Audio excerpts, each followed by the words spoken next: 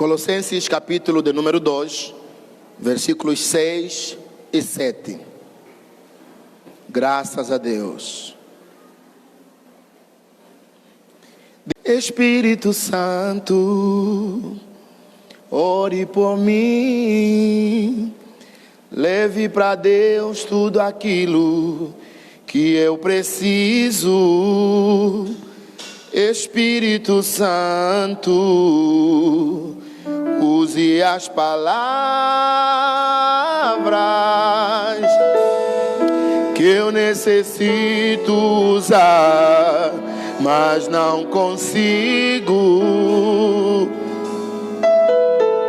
Me ajude nas minhas fraquezas, não sei como devo pedir.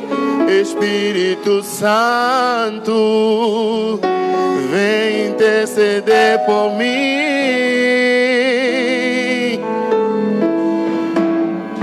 Todas as coisas cooperam para o bem daqueles que amam a Ti.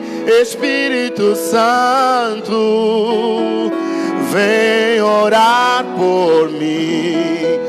Estou clamando, estou pedindo. Sou Deus sabe a dor que estou sentindo. Meu coração está ferido, mas o meu clamor está subindo. Estou clamando, estou pedindo. Sou Deus sabe a dor que estou sentindo. Meu coração está ferido, mas o meu clamor está subindo. Todas as coisas cooperam para o bem daqueles que amam a Ti. Espírito Santo, vem interceder por mim. Todas as coisas cooperam para o bem daqueles que amam a Ti. Espírito Santo, vem orar por mim. Aleluia. Estou pedindo, mas Deus sabe a dor que estou sentindo. Meu coração está ferido, mas o meu clamor está subindo. Estou clamando, estou pedindo. Só Deus sabe a dor que estou sentindo. Meu coração está ferido, mas o meu clamor está subindo. Sim, Jesus. O apóstolo Paulo, escrevendo à igreja que estava na cidade de Colossos, ele vai trazer palavras de exortação para essa igreja. E lembrando sempre que exortação não é repreensão, né? Acostumamos a falar assim, uma palavra de exortação, quando Deus está falando uma palavra de repreensão. Repreensão é uma coisa e exortação é outra coisa. Exortação é encorajamento. A exortação é encorajar a pessoa. Ela vai em frente, avance, não pare, não desista, prossiga. E Paulo faz isso com essa igreja que estava na cidade de Colossos. E ele vai nesta carta falar muito da centralidade de Jesus Cristo. Paulo vai apresentar Cristo como o centro de toda a nossa vida em Deus. Que não há vida com Deus nem em Deus a não ser em Cristo Jesus. Hoje pela manhã, na escola bíblica dominical, falamos sobre a mordomia da adoração. E eu comentei com os irmãos, como o autor da lição da revista vai tratar, que no Antigo Testamento o culto obedecia uma série de cerimoniais, simbolismos e rituais. Porém, todos estes não são mais aplicáveis no Novo Testamento, porque Cristo é a conclusão. Cristo, Ele é o cumprimento. É nele que se cumprem todos os ensinamentos, todas as imagens que o Antigo Testamento trazia a respeito do culto. Por exemplo, quando falamos do templo, ou melhor ainda da tenda do concerto, a tenda da congregação, aquela que Deus mandou Moisés levantar no deserto. Quando você olha para tudo aquilo que está na tenda, tudo aquilo aponta para Cristo. Os pães da propiciação, eles apontam para Cristo, na medida que Jesus, Ele é o pão da vida. Os incensos apontam para Cristo, na medida de que Ele é esse cheiro suave, essa adoração perfeita derramada ao Pai, porque Ele sempre fazia tudo que o Pai queria, Ele sempre agradava ao Pai. Cristo é o cumprimento de tudo. E Paulo, nessa carta aos Colossenses, ele vai tratar de uma vez mais, enfatizar para essa igreja, para estes cristãos, a centralidade da pessoa de Jesus. Não há salvação sem Jesus, não há vida com Deus sem Jesus, não há vida eterna sem Jesus, não há vitória contra o pecado sem Jesus, não há relacionamento saudável sem Jesus, não há nada de fato bom fora de Jesus. Ele é o alfa e o ômega, Ele é a razão, o centro, Ele é o norte para quem caminhamos, Ele é tudo em todos. Por isso Paulo fala assim: porque dele, por ele, para ele são todas as coisas, hoje e sempre, amém. Então Cristo é a centralidade. E nos versículos que nós lemos, o apóstolo Paulo está introduzindo o assunto para reforçar aos irmãos a atenção contra as falsas doutrinas. Porque nem todo ensinamento que é baseado na Bíblia é de fato um ensinamento verdadeiro. Ou, se quisermos, nem tudo aquilo que se diz a respeito da Bíblia é de fato verdade.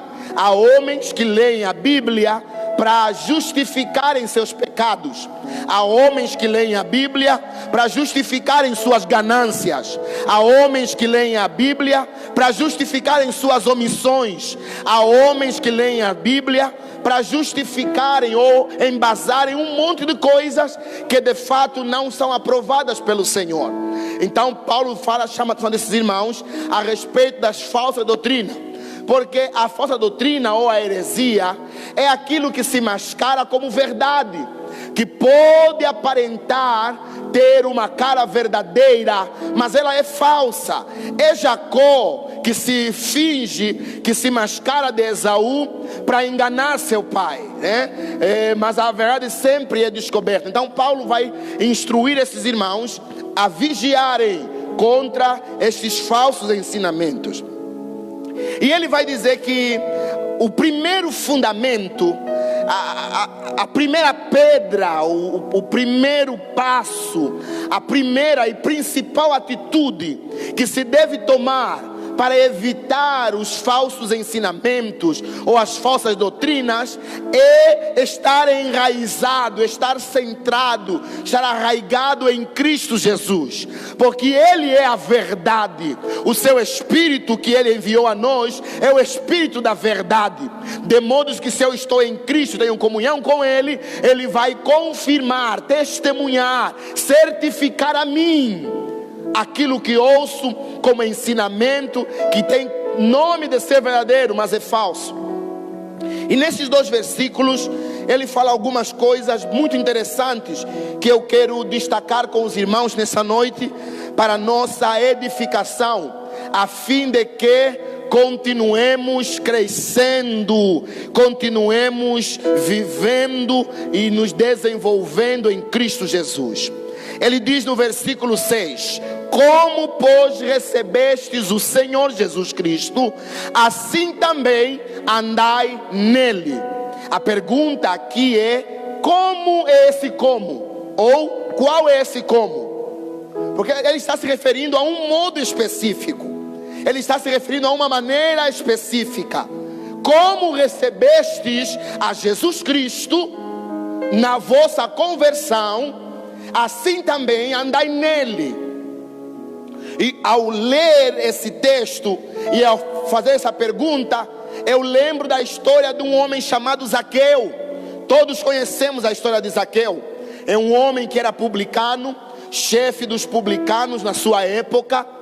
Homens considerados como traidores da pátria por aqueles que eram judeus e viveram no seu tempo. E a Bíblia diz que Jesus está na cidade dele, e ele fica sabendo que Jesus estaria ali. Talvez alguém passou com carro de som, não sei. Hoje, o grande evangelista da Galileia vai passar por aqui. Venha vê-lo, ouvi-lo, sei lá. A Bíblia diz que ele ficou sabendo. E a Bíblia diz que ele corre e há uma multidão. Por ser um homem de baixa estatura, talvez da minha altura, não sei, um pouquinho mais baixo, né? Assim.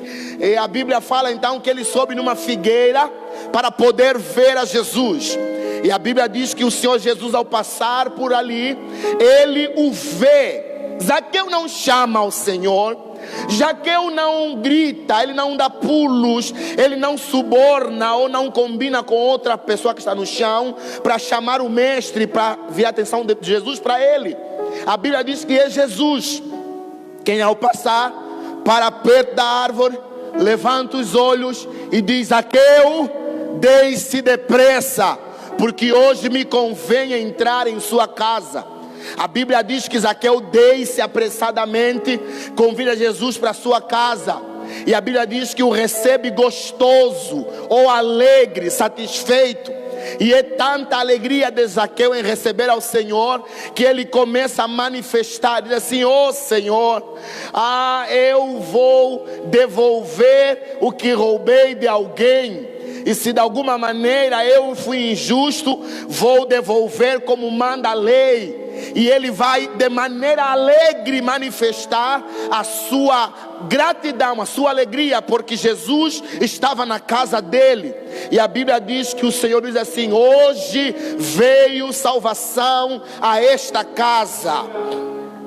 Zaqueu recebe a Jesus não de maneira triste ou desconfiada, como recebiam os fariseus, ou como receberam-lhe lá em Nazaré. Não, Zaqueu recebeu a Jesus com alegria, com contentamento. Paulo diz assim: como pois recebestes o Senhor Jesus Cristo? E eu acredito que assim como eu, no dia que de fato reconhecemos o amor de Deus em nós e por nós, a nossa alma se encheu de espanto e também de alegria. Espanto por saber que o grande Deus, o Criador de tudo, aquele que deve ter uma agenda super mega ocupada, tem tempo para olhar para a terra, para me buscar e falar assim: é você que eu quero, eu te amo e hoje eu estendo a minha salvação para ti. Mas ao mesmo tempo isso já é alegria. E Paulo diz assim: como recebestes ao Senhor Jesus Cristo, assim também andai nele. Eu já falei numa outra ocasião e volto a repetir. No Apocalipse, o Senhor nos revela que perder o primeiro amor é uma questão de pecado. Ele diz assim: lembra-te de onde caíste, a igreja de Éfeso. Lembra-te de onde caíste, arrepende-te e volta às práticas antigas. Porque ele diz assim: eu tenho contra ti que deixaste o teu primeiro amor. Sabe, aquela paixão, aquele ânimo que tínhamos de vir à casa de Deus, de servir ao Senhor, de fazer as coisas em nome do Senhor. Não devemos perder isso. Paulo está dizendo: como lhe recebestes, assim andai. O verbo aqui andar está no contínuo ou no gerúndio, indicando uma ação contínua. Se eu o recebi com alegria, na caminhada com ele diária ao longo dos anos de fé, eu devo continuar alegre no Senhor Jesus. É verdade que algumas vezes acontecem situações que fazem com que a tristeza nos invada. e parece que ela nos abraçou e comprou um espacinho na nossa casa, e parece que não vai embora a tristeza. Eu canto, oro, faço isso e aquilo, as coisas não melhoram. Eu compro coisas, eu até viajo, eu até alcanço aquilo ou aquilo outro, mas parece que a tristeza não vai. Mas lembre-se, Jesus Cristo, seu nome é Príncipe da Paz, e Ele disse assim: eis aí vos dou a minha paz. Lembre-se, Ele disse: eu estarei convosco todos os dias, até a consumação dos séculos, e a alegria do Senhor é a vossa força. Então, nestes momentos, quando na caminhada eu me entristecer, me abater e parecer que perdi o ânimo, o ímpeto, volte para o começo de tudo. E lá no começo, lembre-se que lá tudo que você queria era apenas Deus. Eu imagino que assim como eu, meus queridos irmãos, obreiros do Senhor Jesus, que hoje foram ordenados ao ministério, no começo nenhum de nós, ao se converter, queria ser: eu quero ser logo pastor, quero fazer coisas. Quando a nossa conversão é genuína, tudo que queremos é Deus. Não são funções, não são cargos, é Deus. Eu venho ao culto porque eu quero ouvir mais de Deus. Eu oro porque eu quero mais de Deus. Eu canto porque quero mais de Deus. Eu oferto e dizimo porque quero mais de Deus. Eu visito porque isso agrada a Deus, e se agrada a Deus também me agrada. Então, quando na caminhada parecer que perdi um pouquinho o sentido, volte ao começo. Lembre de onde Deus te tirou. O problema é que alguns não conseguem fazer isso porque nunca se converteram. Eu vou repetir isso que eu falei aqui agora. Alguns não conseguem voltar porque nunca se converteram na verdade. Eu falei hoje de manhã na escola dominical, conversando com o pastor Pascoal. Os irmãos conhecem o pastor Pascoal, meu amigo de Angola. Nós conversávamos e dissemos assim: olha, Deus não tem netos, nem bisnetos, nem trisnetos, nem tataranetos. Deus não tem sobrinhos, Deus tem filhos. De modo que não adianta eu me apoiar na fé do meu pai, minha mãe do círculo da oração. Meu pai era pastor, meu avô isso e aquilo. Não. É necessário que você, particularmente, tenha um encontro com Jesus. Por volta de 11, 12 anos, eu precisei fazer isso. Meu pai é pastor em Angola, minha mãe é diaconisa na Assembleia de Deus em Angola, família de crentes. Eu nasci praticamente na igreja já. Eu desde os meus, acho que 8, 9 anos, que já fazia alguma coisa na igreja com as crianças. Eu acho que eu decorei os livros da Bíblia com mais ou menos 9 a 10 anos. Sabia falar de trás para frente, de frente para trás. Aprendi, eu dava poesia. Eu já ia ajudar a reger o coro de crianças. Cantava, fazia um monte de coisa na igreja. Mas não era crente. Até o dia que eu tive que reconhecer que eu sou pecador. Entrei no meu quarto, dobrei o joelho, falei: Senhor Jesus, me perdoa, porque eu vivo uma vida de aparência, faço as coisas na igreja, mas não sou crente. Me perdoa, por favor. Entra na minha vida, muda a minha história, muda o meu caráter, me transforma. Eu quero ser motivo de orgulho para os meus pais, motivo de alegria para minha mãe. Eu não quero mais ser assim. Eu orei e chorei no meu quarto, e naquele dia eu recebi a Jesus. Daquele dia em diante, minha vida precisou ser transformada. Então há gente que não aceitou ainda Jesus, está na igreja há muito tempo, mas não se converteu ao Senhor. Mas se não é esse o teu caso, quando a tristeza vir, volte para aquele lugar aonde a alegria a Deus era tudo que te movia. Era tudo que te movia.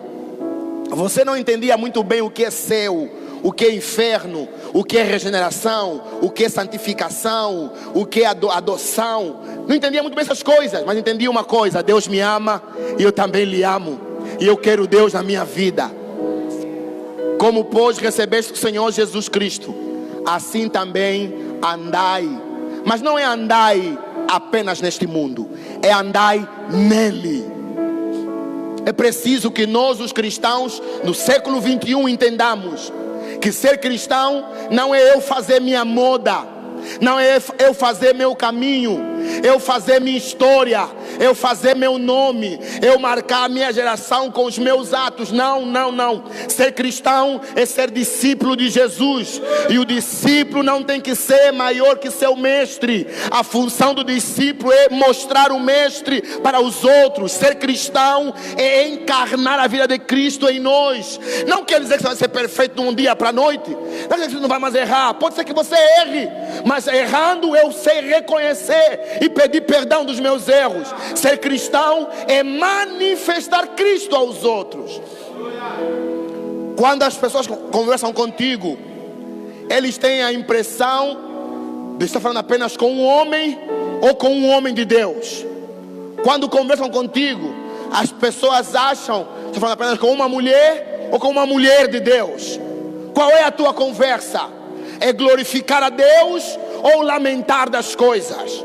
Qual é a tua conversa? É glorificar a Deus ou murmurar das coisas? Qual é a tua conversa? É glorificar a Deus ou apenas olhar para este mundo, para o material, isso e aquilo, carro, casa, bens? É andar nele, porque nele existimos, nele nos movemos, porque a minha vida é dele, nós somos dele. Meu irmão, em nome de Jesus, entenda: o céu lá na eternidade é para aqueles que aqui na terra cada vez mais progressivamente se parecerem com Jesus. Não se conformem em ser um crente mediano. Não, eu sou crente. Irmão, em nome de Jesus, vença. Aproxime-se de Cristo. É andar nele. Não é apenas a questão de andar com Ele. Meu Deus, como é que eu explico isso? Alguém me dá um copo vazio, aquele ali. Como é que eu explico isso aqui? Eu tenho este copo, está vazio de água. Aqui eu estou fazendo eles andarem. Aqui é andar com. Andar nele é isso. Eu estou dentro. Quando olham para mim, as pessoas têm que ver progressivamente Cristo em mim, Cristo em vós, a esperança da glória. Aleluia. Nosso tempo foi embora. Glória a Jesus. Como pois recebestes o Senhor Jesus Cristo, assim também andai nele. O versículo 7, ele diz assim: arraigados e edificados nele. Arraigados, ou se quisermos, enraizados. Esther, põe para mim a versão revista atualizada, por favor. Revista atualizada. Aqui na corrigida diz assim: arraigados. Diz radicados nele, radicados e edificados. Radicados pode ser enraizados. Alguém que tem as raízes em Cristo é alguém que tem vida de comunhão com Cristo. Há quem fala de Jesus, mas não conhece Jesus. Há quem fala de Jesus, mas não conhece a Jesus. Oh glória. Eu vou contar esse testemunho bem rápido. Eu conheço alguém que numa ocasião lá em Angola estava num momento de oração profunda, buscando a Deus. E essa pessoa de repente teve seus olhos abertos e teve uma visão. E na visão ele estava diante de uma escadaria.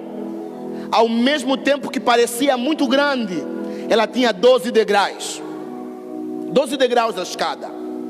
E no cume lá, na ponta, em cima da escada, tinha como que um trono enorme. E nesse trono tinha como que alguém assentado. Suas vestes grandes. Eu não sei dizer se era branco, se era de luz, mas era uma cor linda apenas. E na visão, no lado direito, tinha um castiçal desses candelabros que tem do povo israelita, com 7 bocas. Em cada boca caía um líquido, que depois a pessoa percebeu que era azeite, porque ao fazer isso escorregava na mão. porque aquele líquido caía daquele candelabro, encharcava todo aquele altar, todo aquele trono, descia sobre a escadaria, chegava nas mãos e nos pés daquela pessoa. À esquerda tinha como que um homem em pé, não deu para ver o rosto, mas era alguém que a presença dele transmitia uma paz, um gozo, uma alegria, uma aceitação tal, que aquela pessoa que pôde fazer foi chorar e agradecer, agradecer e chorar, porque sabia que estava diante do trono da graça de Deus. Não conheça a Cristo apenas de ouvir o pregador falar. É preciso que você individualmente busque comunhão com Deus, busque conhecer a Jesus, porque Ele não está distante, Ele está perto. Ele diz que a revelação do Senhor é para os que são íntimos dEle. Então, ter raízes no Senhor é uma vida de comunhão com Deus. É preciso comunhão, não dependa do pastor, porque naquele dia eu não posso responder por ti. Nem teu pai pode, nem tua mãe, nem o que você fez. Não, você sozinho diante de Deus vai comparecer diante dele. Não, mas eu era líder do ciclo da oração, isso não importa. É preciso ter comunhão com Deus, porque para fazer até as podem fazer, mas o que Deus quer é comunhão, enraizados nele. Depois diz edificados. A edificação tem a ver com não mais apenas com a vida de comunhão, mas uma vida de serviço ao Senhor, uma vida de serviço a Deus. Marcos capítulo 3, dos versículos 13 a seguir, diz assim: e subiu ao monte e chamou para si os que ele quis e vieram a ele, e nomeou 12 para que estivessem com ele, comunhão, e os enviasse a pregar, serviço. Deus nos chama e Ele conta com cada um de nós para servirmos no seu reino. O problema muitas vezes é que por medo, por vergonha, por acomodação ou por descaso, muitas vezes eu estou rejeitando o convite do Senhor. Deus quer que você vá um pouquinho mais além. Sim, mas não é para mim, não, eu não tenho capacidade. Tem sim, em nome de Jesus. Ah não, isso é para o irmão fulano, é para ti também, em nome de Jesus. Deus nos chama para sermos edificados. Essa edificação, esse edifício não é nosso, é edifício dele. Ele é o construtor, ele é o cabeça, ele é a pedra angular, ele é o centro. Mas é preciso que nós tenhamos disposição para servi-lo, porque o Senhor vem, mas antes dele vir, a Bíblia diz que ele vem buscar um povo zeloso e de boas obras. Deus conta contigo. Tira esse talento que Deus te deu lá do guarda-roupa, sacuda a poeira, ore. Deus vai derramar unção sobre esse ministério, sobre esse dom, e Ele vai voltar a te usar em nome de Jesus. Não deixe que o medo, não deixe que o erro, não deixe que a acusação, o descaso, até mesmo a oposição de outro hora te impeçam hoje de servir ao Senhor. Mas no nome de Jesus, busque servir ao Senhor, porque Ele nos serviu primeiro. A noite de hoje é o clímax do serviço que Cristo prestou para nós, porque quando Ele não precisava, Ele se entregou até a morte, e morte de cruz. Ele verteu todo o seu sangue. Eu comentei hoje de manhã na escola dominical que uma das chaves que a gente tem para aprender sobre até quando orar está no texto da oração de Jesus no Getsemane. Porque Jesus vai orar e a oração dele é: Pai, se possível, passa de mim esse cálice. Eu não quero passar por esse momento. Só que ele diz assim: todavia, seja feito conforme a tua vontade. E depois de um período de oração, ele volta e fala assim: oh amigos, Pedro, João e Tiago, nenhuma hora pudeste velar comigo. Isso pode significar que ele orou por pelo menos uma hora ou um pouquinho mais. Ele voltou a orar e repetiu as mesmas palavras: Pai, se possível, passa de mim esse cálice. E a Bíblia diz que ele volta, de novo se encontrou dormindo. Falou: ô gente, ore, me ajude aqui. E para a terceira vez ele foi e orou de novo. Falou: Pai, se possível, passa de mim esse cálice. Todavia, seja feito conforme a sua vontade. E depois ele voltou e disse assim: agora podem dormir, descansar, porque está tudo feito. Ele orou por 3 vezes. E no céu a resposta permaneceu a mesma: vai morrer. Mas ao final da terceira período de oração, ele saiu da oração transformado. Então ore, não até o céu mudar de opinião. O céu às vezes muda, às vezes não. Mas ore até você se conformar à vontade do céu. Foi o que Jesus fez. E ele aceitou a morte para nos servir. E ele hoje diz que precisamos servir a ele, servindo aos outros. Então, em nome de Jesus, não te incomoda vir só no culto de ceia? Por que será que no culto de ceia o culto enche? Vou confessar para os irmãos, eu já pensei esse dia, falei assim: vai chegar o segundo domingo, não vamos ter ceia. Falei: não tem ceia, irmão, não vamos ter ceia. Porque o povo só vem no culto de ceia no segundo domingo. Parece que é um culto santo, né? É o culto mais santo do mês. Se eu não tomar ceia, eu vou ficar doente. Vou ter artrose, artrite, sei lá, reumatismo espiritual, qualquer outra coisa espiritual. Isso não é honrar a Deus. Porque há quem pode, mas não vem. Mas culto de ceia eu venho. E aí eu pego do cálice e bebo, dobro o joelho: oh Senhor, aleluia. Eu choro. Chorando por quê, irmão? Quando você pode fazer mais e não faz. Acha que Deus é tolo? Deus é ignorante? Deus é burro? Ele é estúpido? Ele está cego, não está vendo? Não escarneças do Senhor. Deus diz a sua palavra: aquilo que o homem semear, isso o homem vai colher. Deixa eu prosseguir, estamos terminando já. Ele diz: edificados, arraigados e edificados nele, e confirmados na fé. Confirmados na fé. Essa confirmação na fé é a vida de fidelidade ao Senhor. E sabe que vida é essa? É naquele momento em que ou a luta ou o pecado nos afligem e nós nos mantemos firmes com o Senhor. Fidelidade ao Senhor não é apenas quando alguém falou: vou fazer uma fezinha para ir lá como é? Na lotérica, e quem sabe dá certo. O povo fala isso, né?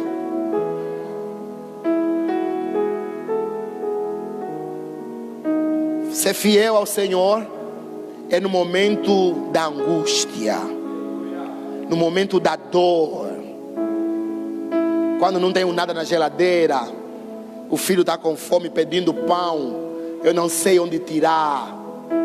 Nessa hora, ao invés de reclamar, vou dizer: filho, Deus é muito bom e Ele vai prover para nós.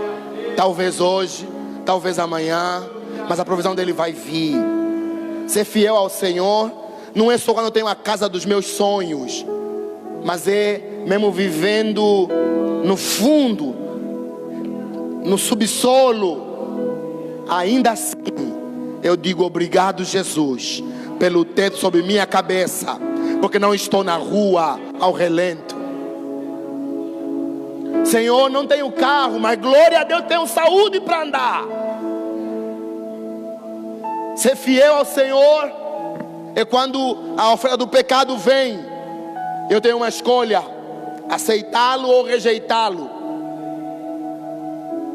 Não com medo do A, B ou C, com medo de não poder tomar ceia no segundo domingo. Não, mas com a consciência que Cristo vive em mim. Eu estou edificado nele. Ele está aqui dentro. Ele está vendo para onde eu vou correr. E se porventura eu tropeçar, não me manter prostrado, mas levantar-me como filho pródigo, dizer assim: eu irei ter com meu pai, porque na casa dele até o jornaleiro tem comida. E eu, apesar de estar afastado, não sou jornaleiro, sou filho. Fidelidade ao Senhor, porque Ele é fiel a nós. Ele é fiel a nós. O que seria de nós se o Senhor não fosse fiel a nós? Muitos não estaríamos mais vivos. Alguns de nós estariam na cadeia, estariam despejados, nem casa para morar. Alguns com um nome hiper, mega, max, sujo na praça. Mas a misericórdia de Deus nos sustenta, porque Ele é fiel. Então responda à fidelidade dEle com a sua fidelidade, em nome de Jesus. Eu quero terminar. Fique em pé, por favor. Aleluia. Ele diz assim no final do versículo 7: crescendo em ação de graça. A Bíblia diz assim: em tudo dai graças a Deus. Por quê? Porque esta é a vontade de Deus para convosco. Um coração agradecido é um coração que sabe fazer ação de graça, que sabe agradecer a Deus.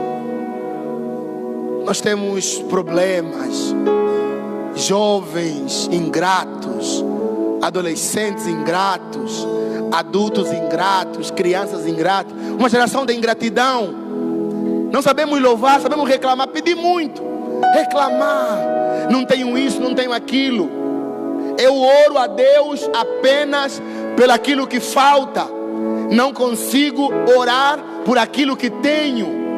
Eu consigo notar a ausência e não consigo perceber aquilo que está presente.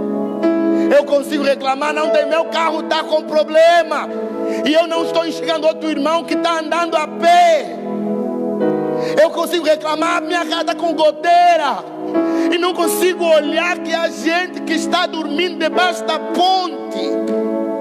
Meu emprego, não ganho nada, um salário michuruca. Vai falar com aqueles 12 milhões de desempregados no Brasil, 12 milhões de desempregados. Eu estou reclamando. Em nome de Jesus, diante desta mesa de Santa Ceia, lembre-se, agradeça ao Senhor, ser mais grato a Deus, ser mais grato a Deus, porque Ele é bom. Pai, no nome de Jesus, Orebai Surakayama Nuriakawa Surebekeata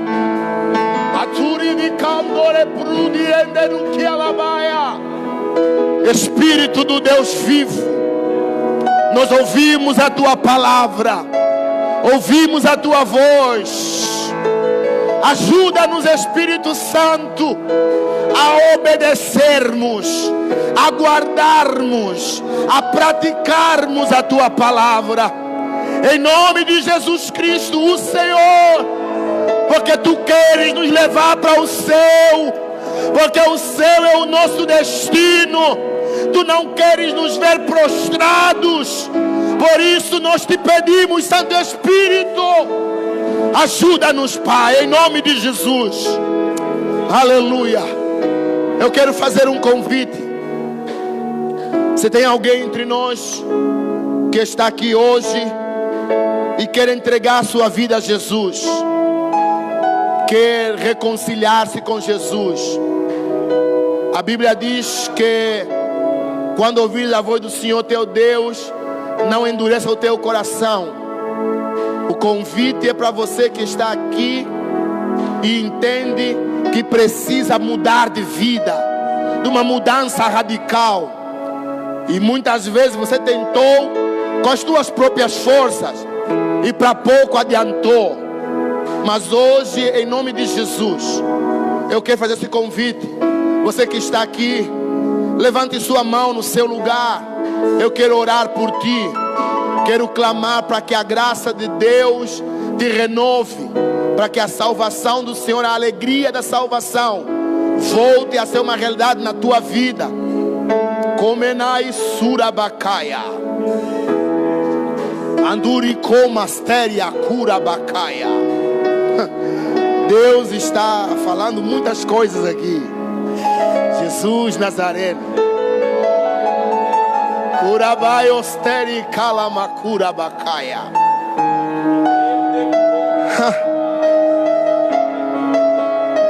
Em nome de Jesus, ouça o que vou falar. Irmãos músicos, parem um pouquinho. Eu preciso que você ouça isso com os teus ouvidos e com o teu coração. Deus está dizendo assim: eu estou trazendo um novo tempo para meu povo, para a minha igreja. E nesse novo tempo, eu vou primeiro tremer a terra.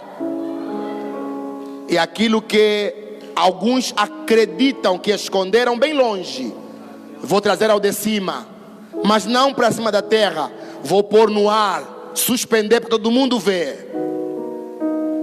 Porque a minha ira está se acendendo. Santo Deus.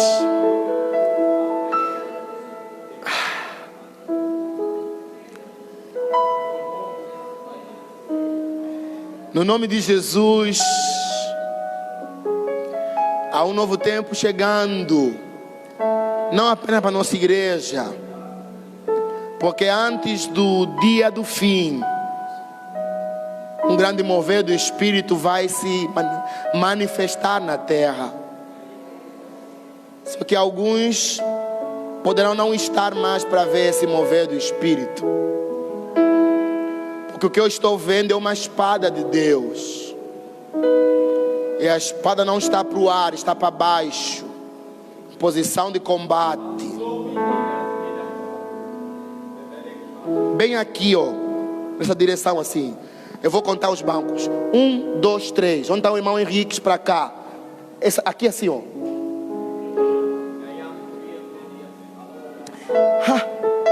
Pai, no nome de Jesus, nós pedimos tua misericórdia.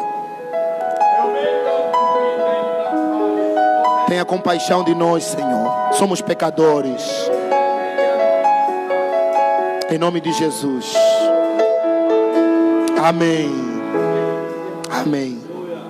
Os irmãos podem se assentar, os obreiros, vamos nos posicionar para a ceia do Senhor.